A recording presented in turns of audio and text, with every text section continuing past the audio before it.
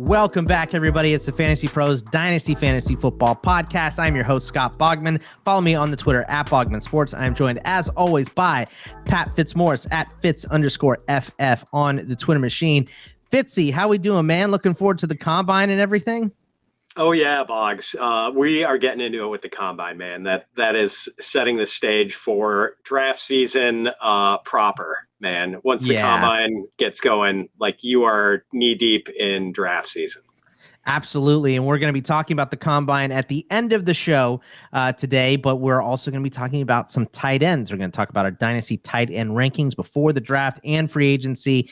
There's not a lot of tight ends, Fitz, that are huge free agents. This isn't the class of the quarterbacks. We're not playing the big musical chairs notes that we were. We've got Dalton Schultz, Evan Engram are probably the two biggest free agent tight ends. We have Mike Gesicki will probably be leaving Miami. Robert Tonyan, I would assume, goes back. Hayden Hurst, I don't know if Cincinnati can afford him. Irv Smith and Juwan Johnson is a restricted free agent. So I would assume that dude is probably going to get at least an offer from another team. So, the tight ends are fairly set outside of, those couple of pieces. But this class coming in is also fairly deep. And I feel like at the beginning of draft season, it was, Mayer in Washington, and that was it. Now we're getting more Luke Musgrave buzz. And if you watch him, limited film, but he's fun. Dalton Kincaid is getting a lot of buzz. And there's other guys down the board that are moving up boards, and in the combine obviously is going to be very important there. But your thoughts on the free agent class and the incoming class before we go over our rankings here? The potential free agent who most intrigues me, Boggs, is Mike Gesicki for sure. And you mentioned Hayden Hurst. Like, I don't know if Cincinnati can afford Mike Gesicki, but man, I would love to see this dude go to a better situation. Because it's funny, last year, didn't the Dolphins franchise tag him? Yeah. And they did, and then they totally aced him out of the offense. He had 52 targets in 17 games. He was in the doghouse, it seemed, real quick, right? Yeah, I mean, and I don't think that he fit in Mike McDaniel's offense. And 3.1 targets a game, and the guy, for 52 targets, the guy still had 5 touchdowns. He is one of the most athletic tight ends in the National Football League, and he was just completely a non-factor in that offense. I'd like to see him go somewhere where he can once again be like a fantasy relevant tight end. We need to get him somewhere where they actually pass to the tight end. He can't. Cincinnati, the quarterback would be great. I would love to see him with Joe Burrow, and he'd obviously get more targeted there than he was in Miami. But their offensive line is so bad. Like, Darnell Washington is a perfect fit for that team. Give them a 6 offensive lineman, a dude that can also get down the field and catch a little bit. And he'll also be open because you're covering T. Higgins, you're covering Tyler Boyd, you're covering Jamar Chase. Like, you got to figure it out. So I like someone different that can block for Cincinnati, but, just put him in a spot, like you said, where they'll put him in the slot, throw the ball to him, in Miami system, in San Francisco, that, Shanahan style offense, it's guys like Kittle. You got to be a combo guy to do stuff. And Durham Smythe was more of that guy for them. And he's also a potential cut candidate because he would save them some money against the cap in Miami. So there are going to be some moves. I think Gesicki is interesting on this list, but my favorite is probably, does Schultz stay? Are they gonna pay him, or are the Cowboys gonna go with Jake Ferguson, or someone else? Are they gonna draft someone potentially? I know some mocks have seen Michael Mayer go there, so I'm interested to see what the Cowboys do because Dak loves throwing to Schultz, so I could see him loving throwing to a different tight end. Peyton Hendershot had some big games when Schultz was banged up too this year. So, I think I'm interested in Evan Engram maybe going back to Jacksonville, and who lands back in Dallas or who gets drafted to Dallas. Yeah, for the purposes of dynasty value, Boggs, like I think this is a good time to sell Schultz because I don't think the situation can get as good for him. I think it's a good time to buy Gesicki for anyone who's really down on him after he, completely was a non-factor for their dynasty teams last year, and inevitably will go to a better landing spots, than the Miami situation. And you mentioned it with my guy Jake Ferguson from Wisconsin and Peyton Hendershot. Like those guys are good. Ferguson is really athletic, man. Yeah. And he was the best pass catcher Wisconsin had in his final season there. Like their wideouts were terrible. Ferguson was their go-to guy, but he didn't really shine because we had Graham Mertz as our quarterback, who's not very good. But man, I think Ferguson could be a real sneaky acquisition, and you could probably get him for a fourth rounder or something. Yeah, he could be a throw-in on a trade too. Absolutely. Like if you're looking at a trade and you're like, give me whatever and give me Ferguson back, and you throw back whatever. Yep. If your rookie draft is beyond 3 rounds and you're throwing a 4th or a 5th round back, you're probably making out pretty solid getting Ferguson. So he could be a toss in on a trade. I know that the tight end shows don't do as well because people aren't as interested in tight ends, but these can be a major factor for you. And in Dynasty, if you have a good one, if you have Travis Kelce, you don't have to worry about tight end until he retires, right?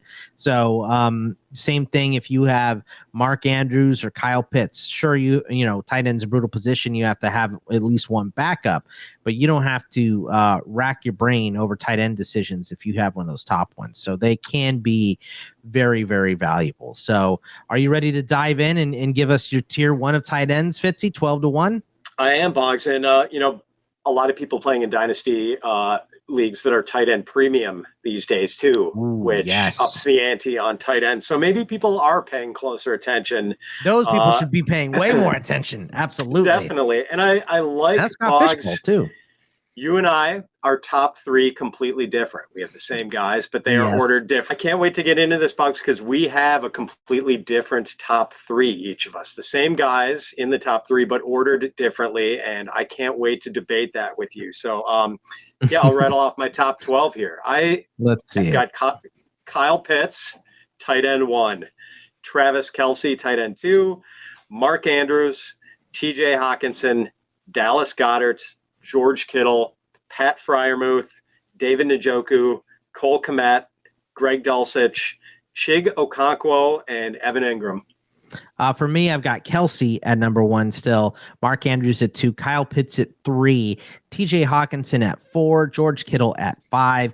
Then I end out my tight end ones with Freiermuth, Goddard, Cole Kmet, Mike Mayer, David Njoku, Trey McBride, and Greg Dulcich. That is my top 12. So we have some differences down at the bottom.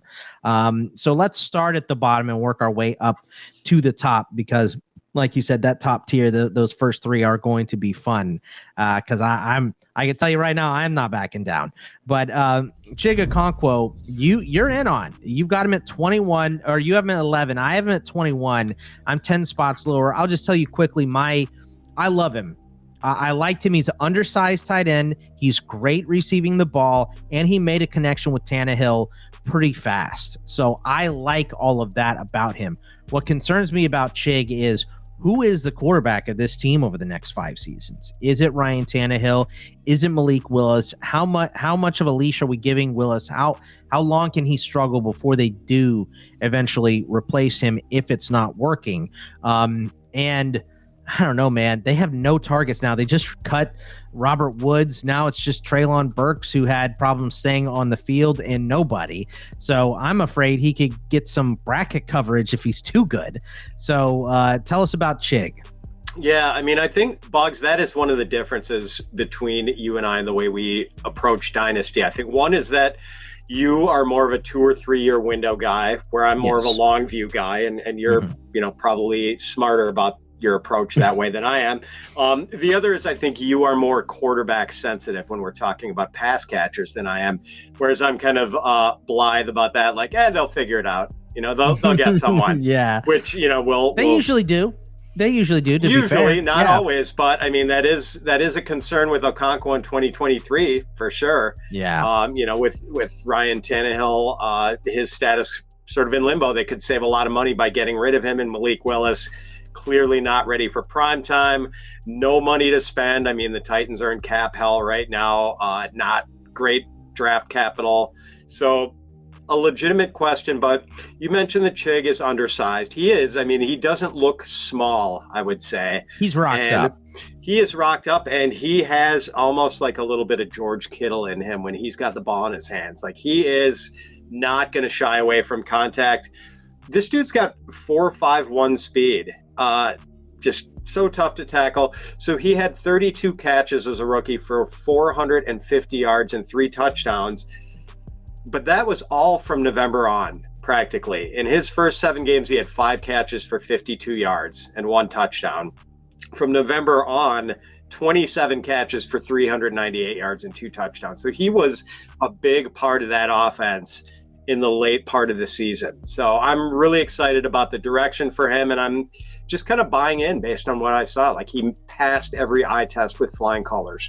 And, you know, you got to think a new offensive coordinator comes in, and not really new, but a new OC in-house. But, you know, let's design some plays for him and Treylon Burks. Let's not be so vanilla. We don't have to do everything through Derrick Henry. And eventually, you know, falling knife, that's going to end at some point, giving the ball to Derrick Henry 35 times a game and hoping that he can handle that workload. That is going to have to stop at some point, and you have to have other guys get the ball. So let's hope they figure that out sooner rather than later. I absolutely, you know, you scratch a little bit underneath the surface and you see this big time potential for Chig. And I do like him, and I have him rostered in a couple spots too. So I do like him. I'm just, like you said, more sensitive to the quarterback play and looking in a quicker window than long-term, than full long-term, 4 or 5 years down the road.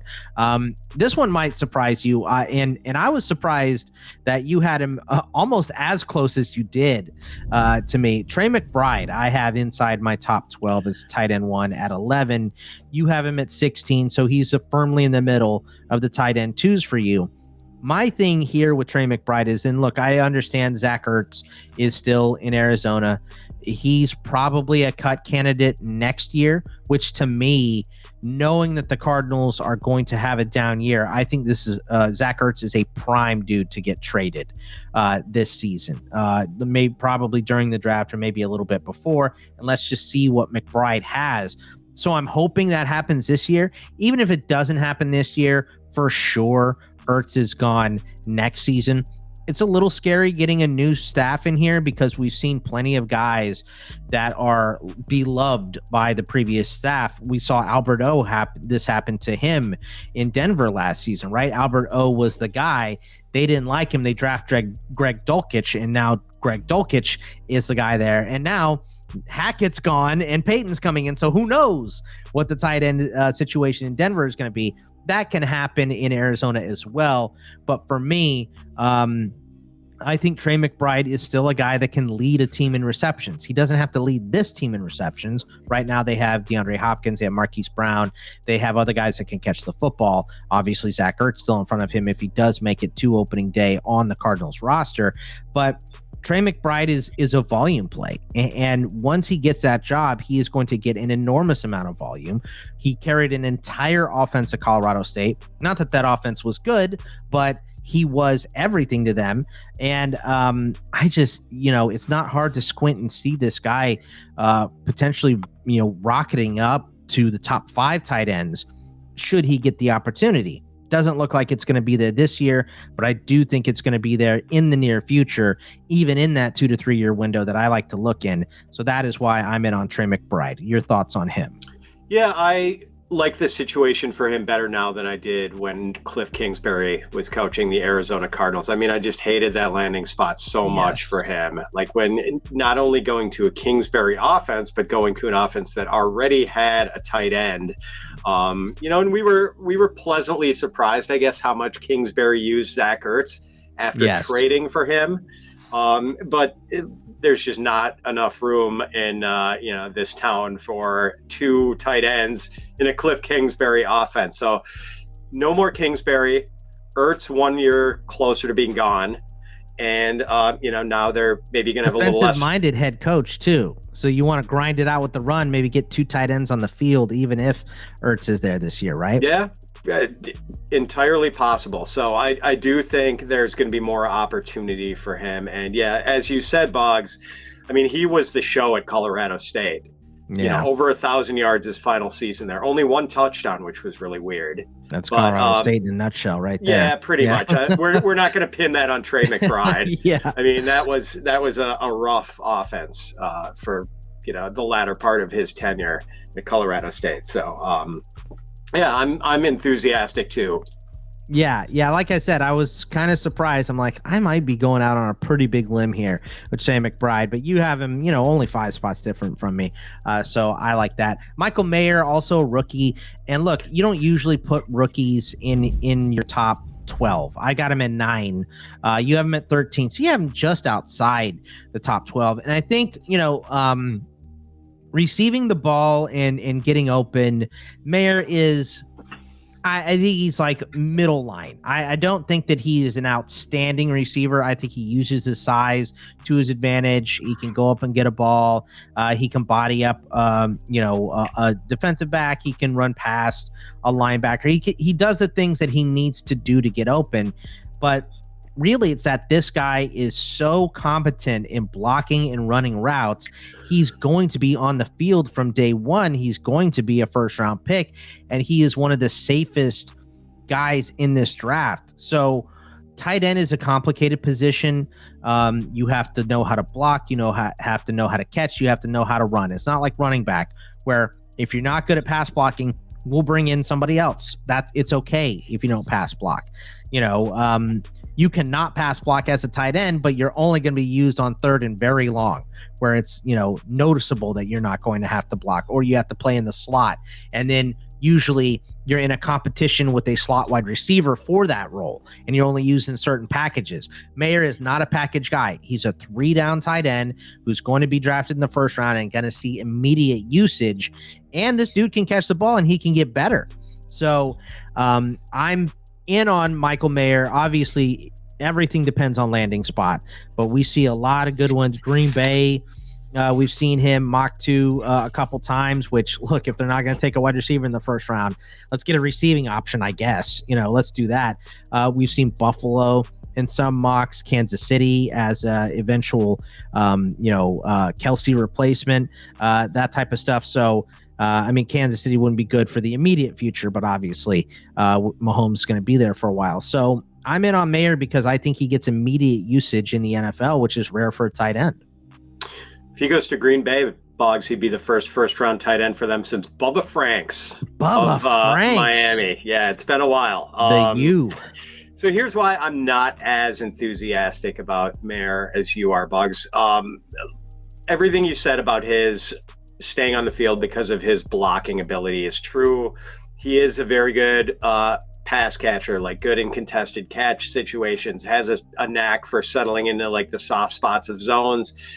I think it's going to be an easy translation for him, but the comps he draws, you occasionally hear baby Gronk. I'm not really buying that one, but the one they tried to give that to Fairmouth too. I know, people got to stop doing that stuff. There's not another Gronk. The one that fits, I think, is Jason Witten, who I have a feeling we're going to be talking about Jason Witten a lot on this show, which I buy that. And nothing wrong with Jason Witten. He had, I believe, 4,000-yard seasons, 3 900-yard seasons. He was just super durable, great tight end. And if that's the comp, fine. But if I'm going to invest heavily in a tight end, that's not really the comp I want. I want Tony Gonzalez and Antonio Gates comps. You know what I mean? I want super athletic guys. And I don't think we're going to see Mayer test out as some sort of athletic marvel. I don't think he's not going to be. He's not doing Jelani Woods numbers. We know that. No. Yeah. And he's not doing, he's not a Mike Gesicki. He's not one of these hyper athletic guys. So, yeah, maybe it works out, and it doesn't really matter for him because that's not really his game, long speed and all that sort of thing. But I'm a little bit concerned about overreaching for him. And the other thing, Boggs, this is such a good tight end class. Are we even sure he should be the tight end one? I am. I know. He's not moving off from me unless he runs like a 4.9. And then I'm like, did he have the flu or COVID or something during the combine? Like, unless he runs completely poorly, I can't move him off my number one tight end. So, and I get that, but he is going to go in one quarterback dynasty leagues. He's a slam dunk first rounder, I believe. And in super flex leagues, he's probably, right around the turn. Yeah. 112, early second. But like, would you rather have him or like if you can get like Kincaid or Musgrave late second round, or Tucker Kraft or Sam Laporta in the third or fourth? Like I'd rather do it that way, because I think those guys could potentially be as good as Mayer is as a pass catcher. 100%. I don't argue with that at all. And that is why, last year I really wouldn't let Pat prod me into ranking rookies in here before the draft. This year it's a little more difficult. People want it more, so I'm playing along. But look, landing spot is going to matter so much for these guys. Like if Mayer ends up in Dallas, then I really like him. But if he ends up in Cleveland or something or whatever, you know what I mean? Somewhere where they already have an established tight end. If he goes to New England just because, Bill Belichick drafts every single tight end every year. Like if that's the case, then, I obviously like him less than a Dalton Kincaid or a Luke Musgrave going to Jacksonville. You know what I mean? So context is going to matter a lot. I just know that in terms of playing time from day one right now, he is the most sure thing. I think the next is probably Darnell Washington, and that is because of his, pass blocking prowess. But fantasy side may be limited with him. And you can get stuck, if you're good at blocking, you can get stuck in this David Njoku role that he had for Cleveland for way too long, where, we have two tight ends. We have the blocking tight end, David Njoku, and we have the pass catching tight end in Harrison Bryant. Because Bryant can't block at all, we're going to put him in specifically receiving situations, and we're going to keep Njoku on the field but blocking, which eats in, Njoku's on the field way more, but he's not getting he's not getting the amount of reps ahead of Harrison Bryant in the route tree because he's blocking so well. So tight ends can get stuck in that too, which is why team context is going to change our rankings on these guys. But if I know one tight end should be on the field immediately, it's Michael Mayer, and that's why I have him as a tight end one for me. So we're going to get in the top three. Is there anybody else here, Pat, that you want to talk about before we go up to this top three and have a big old fight? I don't think so. I mean, we're pretty much in lockstep on your guy, Pat Freiermuth. Yeah, you don't like Njoku quite as much. I understand that. I mean, still pretty young, and it was impressive what he did last season. Maybe if there's meat on the bone. Yeah, especially if Deshaun Watson scrapes the rust off and has something close to the season he used to have, the type of season he used to have with the Houston Texans. So, I think we can get right to the top three, Boggs. All right, well, let's just start at number one overall. And do you want me to go first and talk about Kelce, or you want to talk about Pitts first? All right, let's talk about Kelce. All right.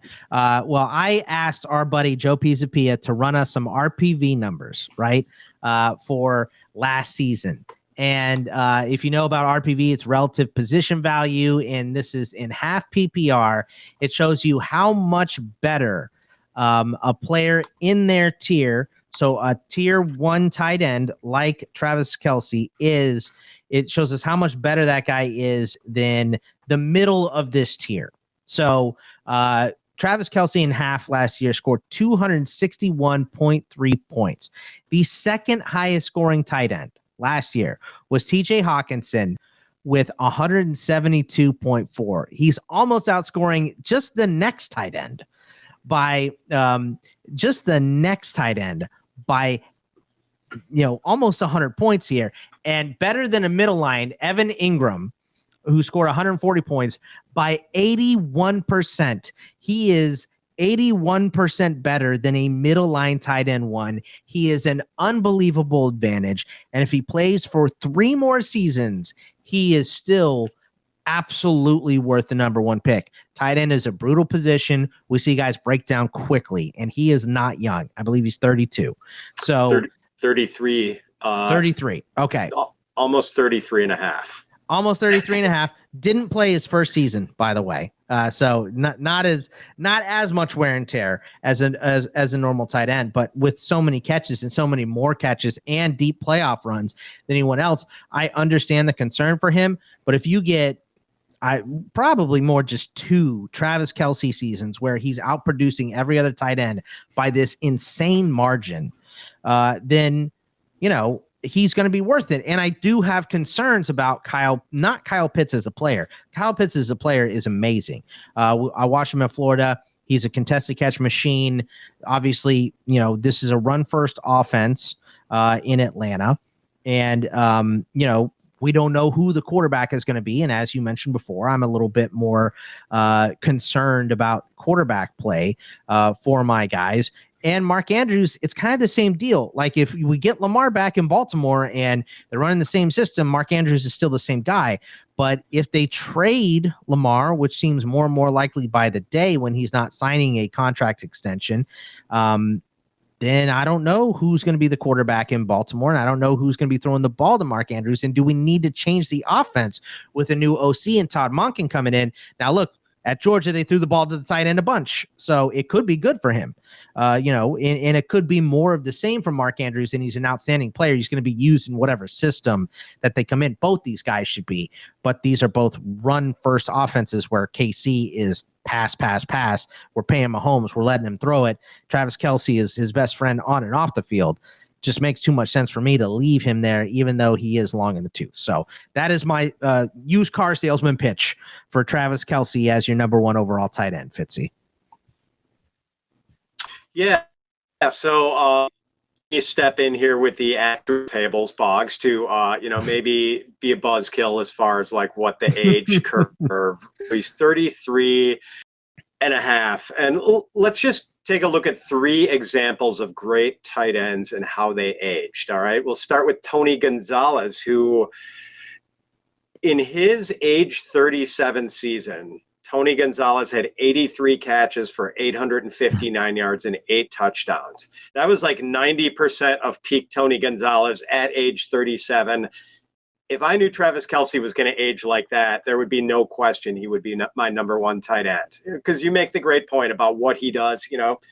TJ Hawkinson produced 66% of what Travis Kelce produced, and Hawkinson was like the number 2. I mean, could like the gap between those two guys was more than like Mike Gesicki and Robert Tonyan and all these guys scored. Like it is a huge gap. It wasn't always like that, because even the previous year, Mark Andrews outscored Kelce, I believe. So it hasn't always been like that. Just barely clipped him. Yeah, but Mark Andrews, QB concerns and the injury stuff last year was brutal. So I would say Mark Andrews still is in that. If I'm putting one guy in that territory, it's Andrews. But so then we've got Tony Gonzalez as one example. The other example is Rob Gronkowski, who is only about 100 days older than Travis Kelce. But, Gronk has had some back issues, and he retired after his age 29 season. Like Gronk missed his age 30 season, then came back and gave us 2 good but not great seasons at age 31 and 32. So, but the interesting case, I think, here, Boggs, is Jason Witten. Go back to Witten. And, he, for the bulk of Witten's career, he gave us at least 750 yards every season from year 2 in the NFL for him until his age 31 season. All right. So then age 31, great season, 851 yards, 8 touchdowns. Age 32, 64 for 703 and 5 touchdowns. 83, very similar, 77 for 713 and 3. Then at age 34, down to 673 with 3 touchdowns. Age 35, down to 560 yards with 5 touchdowns. Retires before his age 36 season, then comes back at age 37, gives us one more 500-yard season. Age 38 was a disaster. He had 13 catches in 16 games. So we started to see a little bit of a dip for him at age 32.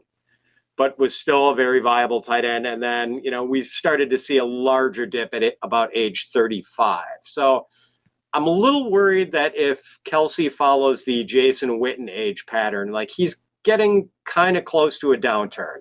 I guess that's my big concern and why he's not there.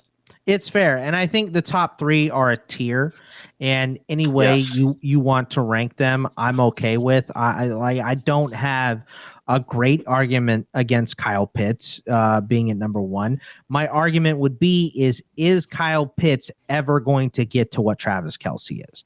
So to me is 5 seasons of, 800 yards and 6 touchdowns for Kyle Pitts, which will have him in the top 3 and for a while. If he gets to that level, which he hasn't hit yet, if he gets to that level, is that worth 2 seasons of Kelce, outpacing the next tight end by 10 points per game or somewhere in that neighborhood? It's just absurd what he does. So like I said, I don't, any way you want to roll it, I get it with those top 3. I think if you're putting somebody else in that top 3, maybe you're silly goose. TJ Hawkinson would be the closest, but I could not do it. So sell me on Pitts at 1.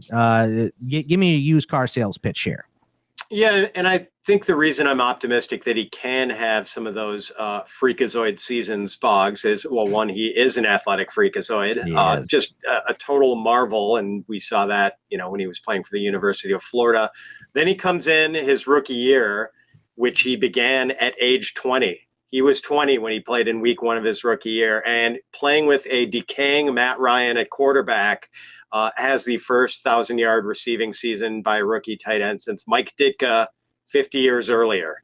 So, I mean, that's definitely a taste of the upside. And, the only reason I think he's not everyone's unanimous tight end 1 for Dynasty is because the Falcons have that struggling quarterback situation right now with, no clear solution. But we talked about this earlier, Boggs. I'm always sort of, blindly optimistic that the team will figure it out and get that quarterback. So yes, that is worrisome right now. But aside from the lack of touchdowns we've seen from him so far, Pitts was the Falcons offense. That's nothing to do with him. Yeah, Pitts was marvelous 2 seasons ago. I think he's going to be marvelous again very soon. The talent is absolutely there, and I don't have an argument against that. He can get there. And by the way, Boggs, just like the comfort level. I mean, John Bosch was on my podcast like last year, and this was after the great Kyle Pitts season, and he made the case that like in a super flex league, he'd even consider taking Pitts 101, just because you've emphatically addressed the tight end position, the always problematic tight end position for like the next 10 years plus. Yeah, and look, if it's not. He can get there. Are the Falcons going to allow him to get there? Because another dismal season, and you could potentially see Arthur Smith out of there. I think he's a good coach, but it frustrates me that he doesn't throw the ball to Pitts more or London, or just throw the ball more in general. But obviously, he's doing what's right by his line and his quarterback. So he is definitely a smart man. So I don't think he's going anywhere. But results are results, and the NFL stands for not for long. So if you ain't getting it done, you're not. It would almost maybe be better to get an offensive-minded coach in here that's just going to throw the ball a bunch and play bad defense. That's what you really want. You want the Lions situation where they need to outscore everyone because their defense sucks. But it could slow down if their defense gets better too. I don't know. For me, it's just Kelce is such a unicorn. He does things so unbelievably well, and he's so much better than everybody else. And he's Mahomes' number 1 target. It's hard for me to come off of him, but we'll have our difference at the top. We'll see what works out over the next couple of years, and then Fitz will be able to call me a dummy when Travis Kelce retires after this season when he gets hurt. So, but we are going to move to the second tier. But before we do, I got to tell you guys to subscribe to Fantasy Pros YouTube channel and comment below this video, because when you do, you could win a free FREE upgrade to Fantasy Pros Premium. Whether you're looking for custom mock drafts, salary cap draft tools, or in-depth analysis of your fantasy performance, Fantasy Pros Premium has the tools to help you win. Unlock the most powerful fantasy tools in the industry. Don't want to wait for the giveaway? Sign up today at fantasypros.com/premium and start playing smarter, not harder. All right, Fitzy, let's go to the second tier of tight ends and give us your 13 down to 24 here. Yeah, 13 for me is Michael Mayer, then Dalton Schultz, Dawson Knox, Trey McBride at 16, Dalton Kincaid, Jelani Woods, Darren Waller, Luke Musgrave, Noah Fant, Isaiah Likely, Tyler Higbee, and Gerald Everett. Gets ugly. And I think second tier gets ugly. And I need to move. I'd rather have Musgrave than Darren Waller. I've got to move Musgrave up one spot. So that's fair. For me, at 24, I have got Daniel Bellinger. Then I have Higbee. Or actually, let me reverse. I'm used to. We're doing Hell Week on ITL, and we go in reverse order over there. So let me start at 13. At 13, I have Musgrave. At 14, I have Evan Engram. 15, Dalton Schultz. Then Zach Ertz at 16. Darren Waller at 17, Dawson Knox at 18, Juwan Johnson at 19, then Kincaid, Chig, Irv Smith, Tyler Higbee, and Daniel Bellinger down there at number 24. So let's start with Jelani Woods. I have Jelani Woods at 26. He's just outside of this tier. I mean, the guy is a physical freak. Enormous, giant red zone option, which showed from his touchdowns last season, runs like a deer downfield, needs a lot of help in blocking, still needs to learn. He's so big, he gets pushed off because of leverage and stuff like that. But if you get a decent quarterback in here in Indy, Jelani Woods could easily be a safety blanket and develop, and he has great physical tools. So I don't dislike him. I just hesitate to put him up there because I don't know. The Colts have 1,000 tight ends I like Granson too. Mo Alley Cox is still there. Like they have a bunch of tight ends still, but Woods definitely is the guy dripping with potential here for this team. Yep. Physically so imposing. I mean, this guy's a behemoth, 6'7", 265, 98th percentile catch radius, according to playerprofiler.com. And he is 4.61 speed. So there are tools to dream on here, and some pretty impressive flashes from him as a rookie. 2 touchdowns against the Chiefs early in the season. I think it was against your Steelers, Boggs, that he had the 8-catch, 98-yard game. Yeah, later in the season. It was like 6 catches on one drive too. I'm like, just somebody cover him. I'm screaming at the television, just someone stand next to him, please. But yeah, it was. I think 4 or 5 of those catches were on one drive. It was crazy. And hopefully he can grow with whichever young quarterback they have, whether it's Bryce Young, Will Levis, C.J. Stroud. That whoever they bring in, I think Jelani Woods is going to be that quarterback's friend in the red zone for the next few years. I'm excited about Jelani Woods. So I feel almost cowardly not having him up this high. So I probably will move him up. And just, if you want to have some fun, just go watch Jelani Woods highlights, man. He gets open and he's so much bigger. He's bigger than the linebackers that are covering him. So when he stands next to one of those 5'10" corners, it's like, what are we doing? It looks like that Aaron Judge and Jose Altuve picture. If you've ever seen that one, like how are these guys the same species, let alone playing the same sport? Tell me about Noah Fant. You have him at 21. I've got him at 31. I got to be honest, man. This is me breaking up with Noah Fant because I loved him coming out of Iowa. It was they had the 2 tight ends that year, and him coming out, he was the premier of tight end. And at Iowa, they produce. They're a tight end factory. There's a lot of Big Ten tight ends, right? It's cold weather. It's smash mouth football. You got to be blocking. And Noah Fant did that. He ran like a deer. His numbers were great. You could squint and see real superstar potential. And he didn't do anything in Denver. And you go, okay, well, it's quarterback play.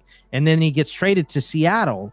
And you go, all right, well, he's going to come in and whoop Will Dissly and Colby Parkinson, and nope, they just mix those guys up. It's almost like they're picking from a grab bag of which tight end. He clearly still has the highest ceiling, but I have been so frustrated with him, which is why I don't have him higher in my ranks. So sell me on Noah. Bring me back.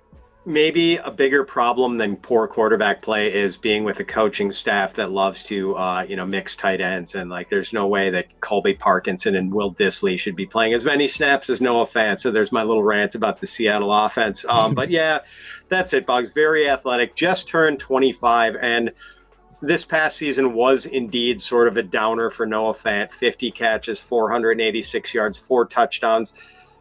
But that was his first year with fewer than 562 yards. He's been between 562 and 673 for yardage in each of his first 3 seasons. So, there's a pretty high floor here, and I don't think we've seen the ceiling yet.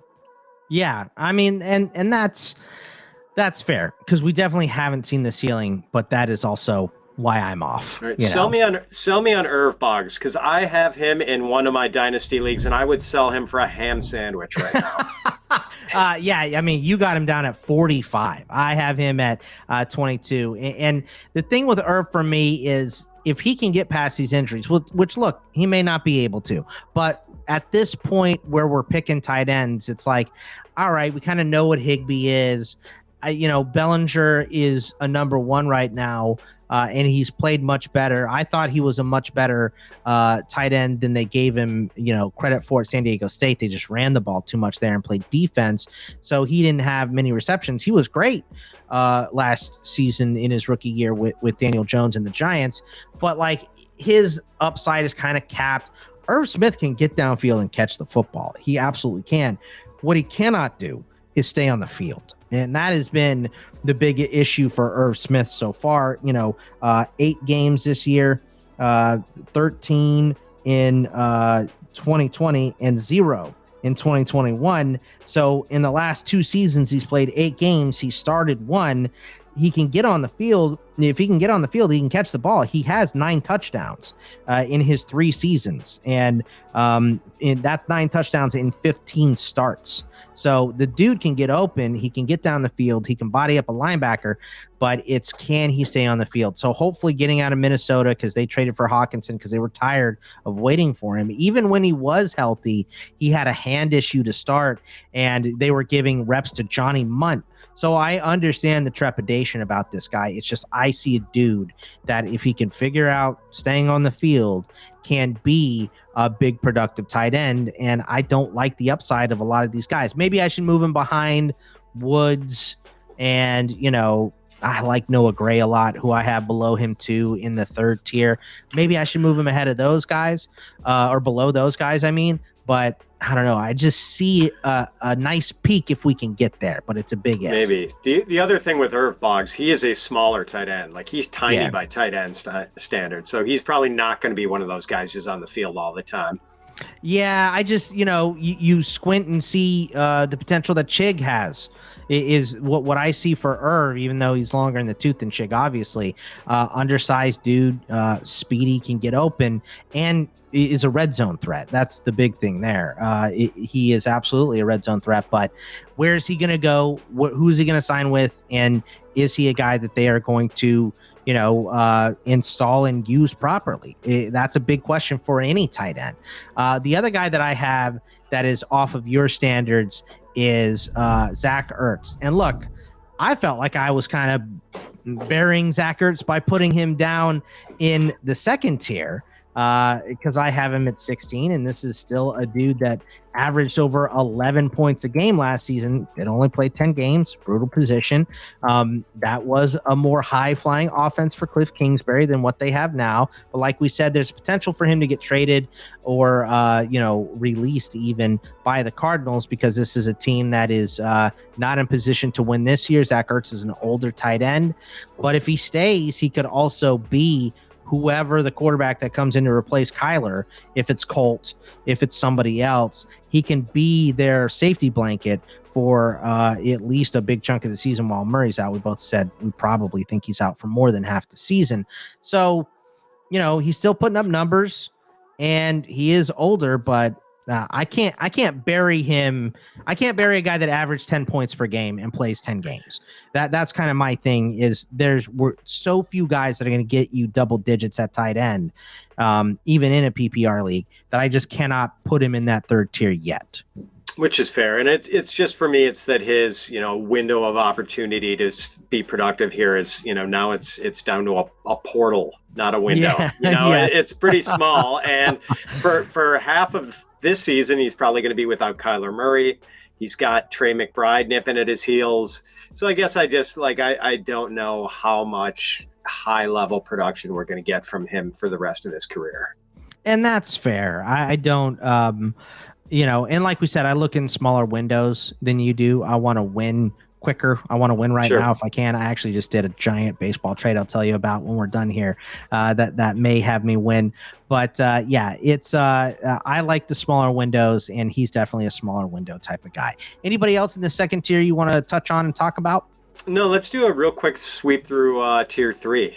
Okay, yeah, let's do that real quick. I've got Hurst at 25, then Woods at 26, Taysom Hill, Noah Gray, Gerald Everett, Hunter Henry, Noah Fant, Tucker Kraft, Isaiah Likely, Darnell Washington, Robert Tonyan, and Logan Thomas as my 25 through 36.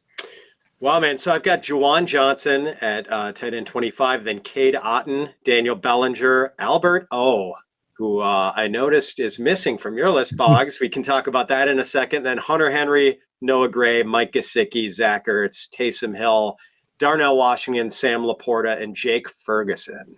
Yeah, Jake Ferguson might need to move up too. All right, so tell me about Albert O, because he's a great receiving tight end, but he got usurped by Greg Dulcich, and it's a brand new coaching staff coming in. I have a hard time seeing him get on the field and produce. Understandable. Freaky athletic. Long speed, like just if someone can harness it, I'm willing to pay. And granted, like he belongs in the tight end 3s. He is even in Dynasty with the bigger rosters. He is back end of the roster fodder for sure. He's but at least, yeah, you can see the path to success for him. If anyone can, totally get him to figure it out and put it together with those crazy athletic skills, because as far as athleticism goes, he is a top 5% guy in the tight end population, no question. 100%. He plays like a wide receiver. He really does. So it's just not blocking, Not sure if he can get on the field as much. I love Noah Gray, man, but he's behind Kelce. And this is a guy coming out of Duke that I was watching, and I go, man, I am so excited about Noah Gray. And then he gets drafted by the Chiefs, and they still get him on the field. He still plays every single game, and Pat will target him. So if anything happens to Travis Kelce, Noah Gray is a great great handcuff to have. So we'll see if that ever pans out for him. But I like the skill, but the position is bad. And I have Woods down here. It's a lot of, Hayden Hurst, guys that we've seen do it before, or guys that have a ton of upside like Jelani Woods. And then I have the rookie guys down there like Washington and Tucker Kraft could be good too, coming out of a smaller school. So we'll see. I really am intrigued by where Darnell Washington ends up, because I think Cincinnati is a perfect spot for him, but I don't want the Bengals having good players. So I was just talking to our guy Cody Carpentier of Player Profiler about Darnell Washington. He's a little concerned that some team might want to move him to tackle. He's that big and that good a blocker. But he runs so fast, I feel like it's almost foolish to do that. He could do it.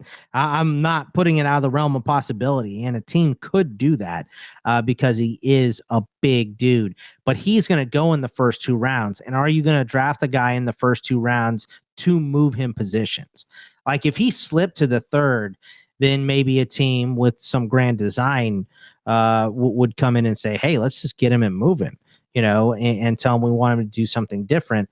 I just think a guy that's drafted that high cannot be that much of a project. So I agree. Yeah, you got to have Taysom Hill in here, so who knows? Well, dude, right? Taysom Hill was like the tight end 5 in fantasy scoring last year. But of course, he's the tight end who's not a tight end. He's a wildcat quarterback. Stand that. Yeah. Yeah. So, and if they've got someone better than Andy Dalton at quarterback, is Taysom Hill going to get that many wildcat quarterback snaps next year? And it's so hit or miss with him too. It's like he scores his points in bunches in big games, and then he disappears, which is also super frustrating. Right. Yeah. I mean, you don't know whether to put him in your lineup. If you're not doing a dynasty best ball, like good luck making that lineup decision every week.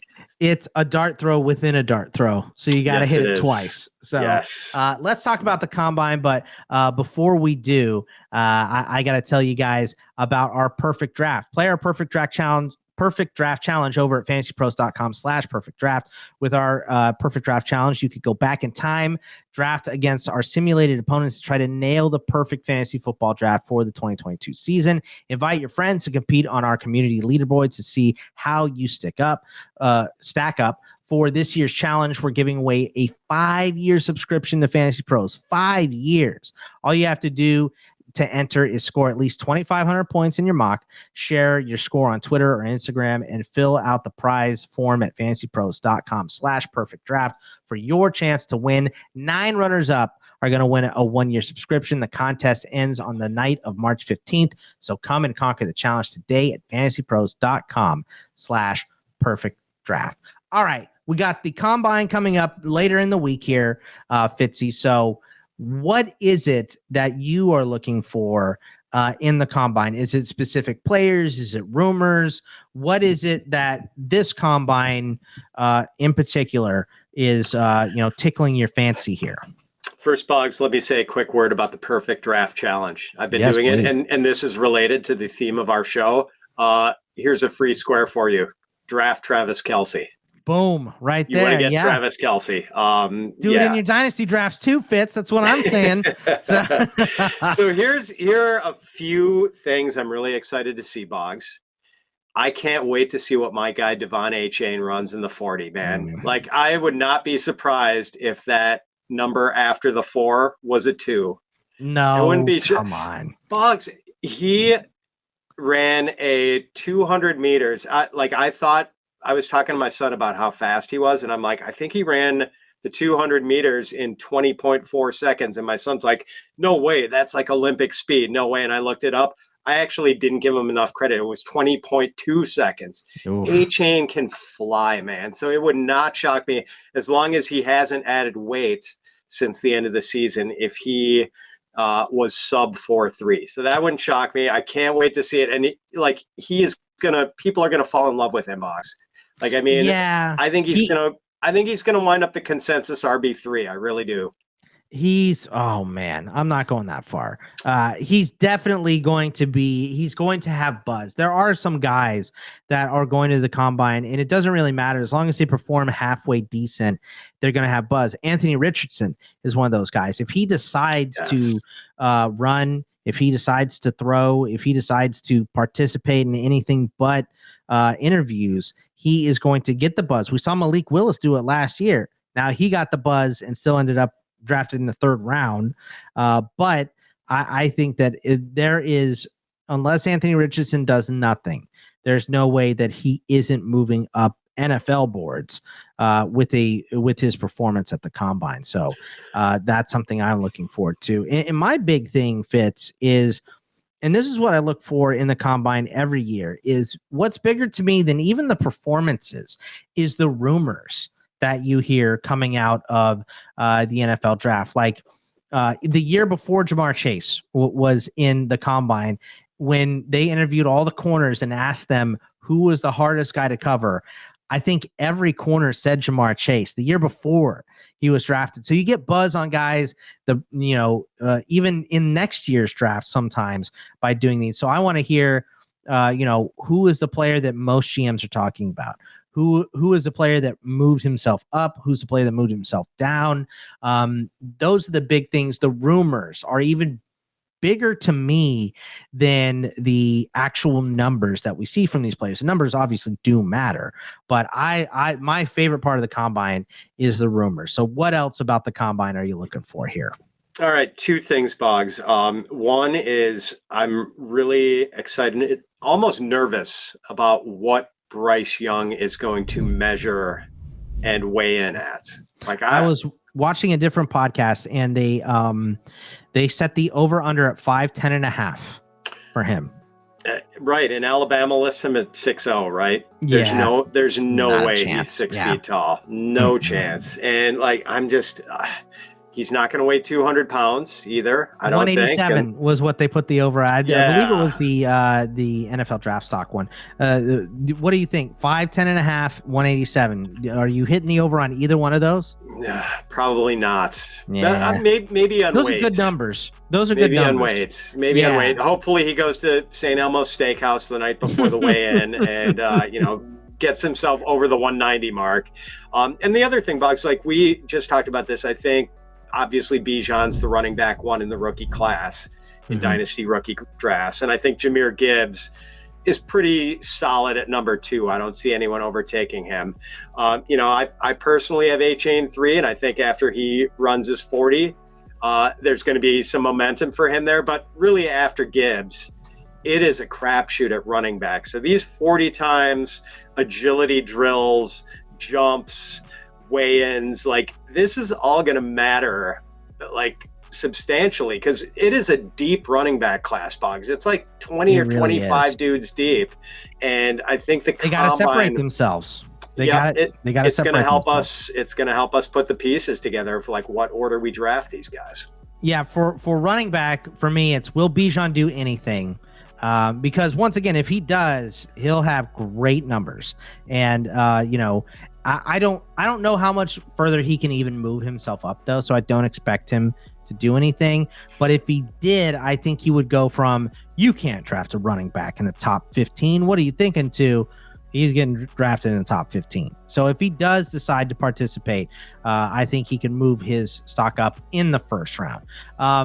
40 time for Mo Ibrahim because he came in at 5'7", which was just so surprising. I mean, the dude is rocked up like MJD, but if he he tore his Achilles 2 years ago. So if he runs terribly because of that, he's going to get just wiped off of boards. But if he runs a fast 40, or faster than expected for a man at his size in his girth, then he's going to be, a high day 3 pick. I don't think he can climb into day 2 at 5'7", but he could be a high day 3 pick if he runs well. I don't really expect him to, but I would love to see him do it.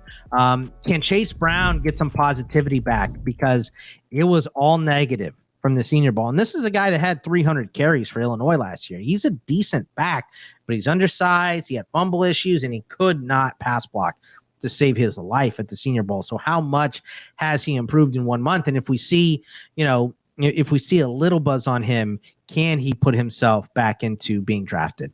Israel Abakanda's track speed, another dude like Devin A-Chain that it was a track star along with, playing football in high school before switching to just football at Pitt. This dude, when he sees green, he is gone. So I want to see his 40 time. And then Deuce Vaughn's real height. That's what I want to get. I mean, is there any way he is 5'6"? I think he's going to come in at like 5'5" and a quarter, something like that. But there is no way he's 5'6", right? He is teeny tiny. Yeah, he is Darren Sproles, the second coming, basically. With wide receivers, wide receivers are just like you said with the running backs. There are so many of them that 40 time is going to be a big difference. I personally hate the 3-cone drill. I think it's dumb.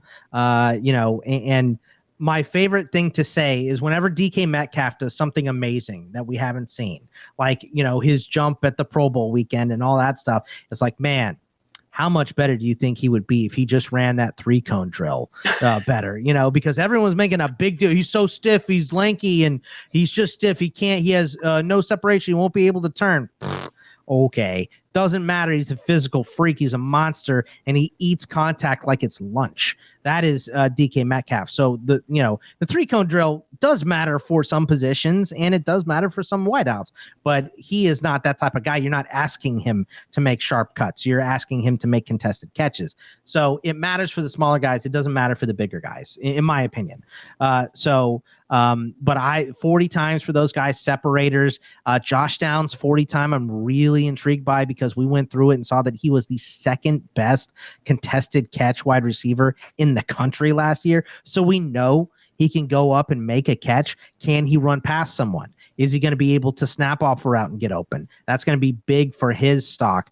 The smaller guys' actual height and weight and the bigger guys 40 times is what I want to see. And then when we get to tight ends, Fitz, there is nothing I want to see more than Darnell Washington's 40 time. That is what I want to see more than anything in the draft, because if it's fast, especially fast for a man of his size, he might be a bottom end of the first round tight end. You could squint and see that easily, but if he runs a fast 40, he will be a first round pick at tight end because of his massive size. So those are the things that I can kind of point out that I want to see. But really, above all measurements, to me, it's NFL rumors. That's number one for me. Anything else from the combine that you want to see, Fitzy? I think you covered it well, Boggs. All right. Well, that is going to wrap it up for us. We will be back soon. I believe our next show is going to be a mock draft. We don't know when it's scheduled because you're on the road. You're a traveling man coming up. You're going to Dallas for the Fantasy Pros, retreat and getaway. It's not football season anymore, so all of you full timers are going to be meeting and hanging out and having a good old time, right? That's going to be great. Yeah, and usually some of those nights we are watching the combine together, and maybe having a cocktail while we watch the sprints, which is kind of a fun way to watch it. So yeah, looking forward to that. Ooh, that sounds fun, man. Well, enjoy that at Fitz_FF. What do you have coming up besides hanging and relaxing with Pizza Pia in the group? All about the combine, Boggs. We're shuffling the dynasty rankings around and turning out combine content here. We are diving headfirst into draft season. That's it for me. You can of course find me here with Fitzy. Like I said, we're going to be doing a mock draft pretty soon here, a super flex mock draft as well. So that's going to be a lot of fun, and you can catch me on In This League. It's Hell Week, like I said, over doing baseball. We did 5 episodes this week breaking down all the positions and the overall. So please check that out if you are a baseball fan. Also, the War Room podcast I have with CK over there. We did my very first mock draft of the year, 1 through 32. CK and I put this together, so it was a lot of fun. We had some fun trades in there. We sent Lamar over to Atlanta, Fitzy, so you'll enjoy that one. That'd be great for Kyle Pitts, wouldn't it? So yes, it would. we did a couple trades in there too, so it was a lot of fun to finally get my first mock done. So please check that out if you would over In This League. And that is it for us, and we will see you guys next time. Take it easy, everybody. Thanks for tuning in to the Fantasy Pros YouTube channel. Don't forget to check out our featured videos. And while you're at it, make sure to follow us on Instagram, Facebook, and Twitter at Fantasy Pros, so you can get the latest news and updates to give you the edge you need in your fantasy league.